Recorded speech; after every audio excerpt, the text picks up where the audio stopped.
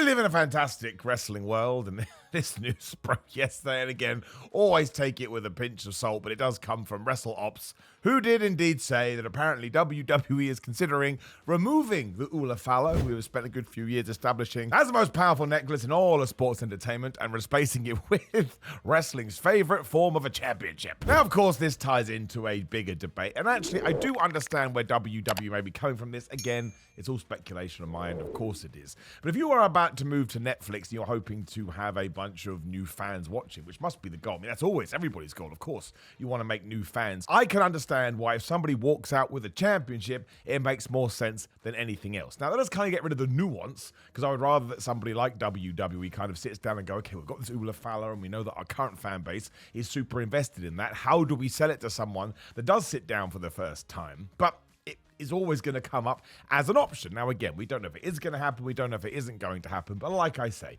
I can understand there being a bunch of people sat around in a meeting room and they go, well, we could just make it a title. And then especially when you do have Solo Sikoa and Roman Reigns fighting over the damn thing, it is, I wouldn't say it's going to give it more gravitas, because I actually like the Ula Fala. I think WWE's done a great job in establishing that. But from a more casual point of view, I hate that term, but hopefully we know where I'm coming from. Yes, titles and championships and belts and prizes, well, they work out everywhere, right? Be it the Olympics, be it boxing, and everywhere all over the shop. I mean, you could make it a trophy, but don't make it a trophy, because all trophies in professional wrestling are absolutely terrible. But the problem we have is that we are running the risk of having a wrestling show where everybody walks out with a belt. This ties into the tough guy argument we had the other day. If every single person on a wrestling show is a tough guy, nobody's a tough guy, because every single person is a tough guy. Like, you have to sit with that a bit and let it sort of go through your brain. But that is accurate. Without sort of, you know, light and shade and variety and characters, if everybody walks out and looks exactly the same and you can't tell them apart,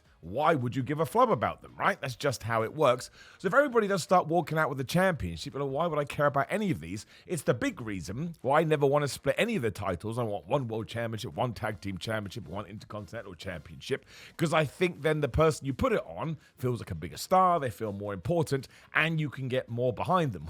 Whereas when 42 different people come out one after the other, like, way, I've got a championship, people just mentally check out. It's just what happens. I guess it's, you know, less is more, but in reverse, sometimes more isn't more.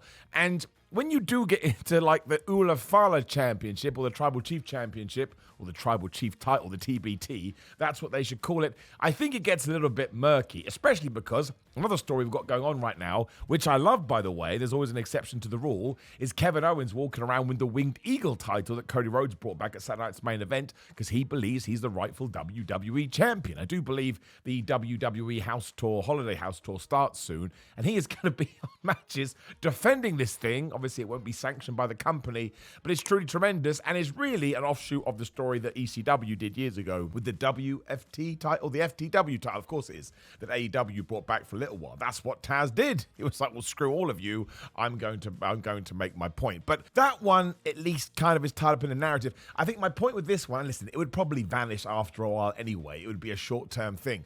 But who the hell battles for the Tribal Chief title? So, for example, let's say Roman Reigns beats Solo Sikoa and we replace the Ula Fala with a championship belt. So Roman can walk around with a championship belt, which would work going into WrestleMania 40, because if he is going to take on The Rock has that People's Championship, so you could probably do something with that there, but this also ties into the point that I've already made.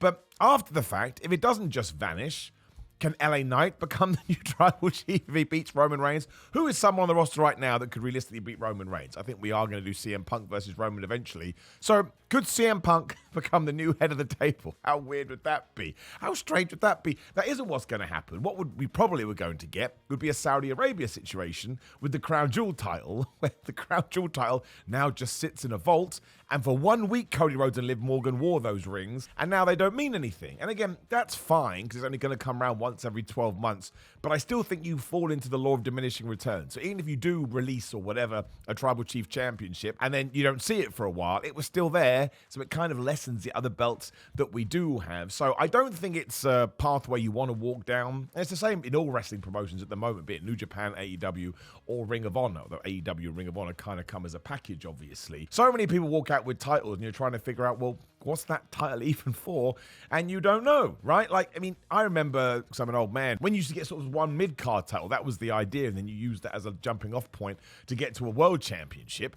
And now there are so many. Like AEW has the International Championship, they have the Continental Championship, they have the TNT Championship. Obviously, WWE has the IC, they have the US for men's and women's. And then you do have these Saudi Arabia belts, and then obviously you have the Speed Champion, which does sometimes pop off the internet, and any fan could see it. And that's still another title that you do have in your head. And you have 2 world champions and 2 tag team champions, so on and so forth. You have an NXT champion, have an NXT women's champion, NXT North American champion, NXT North American women's champion. And it is just a lot of belts. And let's not forget that is what ruined boxing. We're not going to talk about that here because I'm sure you're not interested in my thoughts on the current boxing scene, although it is Tyson Fury versus Usyk tomorrow as I am recording this. But it really is just ensuring that championships feel like prizes. They feel like something that if you win, they can infinitely move you to another level. Otherwise, there's no point having them to begin with. And I don't necessarily think you need to introduce story belts, but then they'll probably sell a ton of them because people love the Roman Reigns stuff. They love the Bloodline stuff. So if you're going to make a bunch of money out of them and people are going to buy them, I mean, this goes into an offshoot about ticket prices.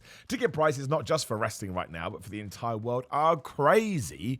But if superstars and artists and wrestlers and big companies keep selling these buildings out, they're going to continue to raise the money, because if that is the worth that they put on them, and we all agree it's worth that much, what kind of capitalist corporation go, meh, we'll just lower the prices? That has not happened in the history of the world. So I would imagine this is sort of stuck out there to test the waters, to see how people are going to react. And you know me, I'm still the same old G. I actually wouldn't care deep down. It would arrive, and I wouldn't personally be a fan of it. Then I'd just move on to something else, because I have real problems in my life, and I don't want to get upset about the Tribal Chief title. Also, it sounds quite funny. I mentioned this on social media too, at simonmillermedia316. The good news is, if WWE and all professional wrestling does keep moving in this direction, somebody surely eventually has to release or has to put up for grabs the Ball Championship. And while I probably won't win it, in case you didn't know, I can certainly compete.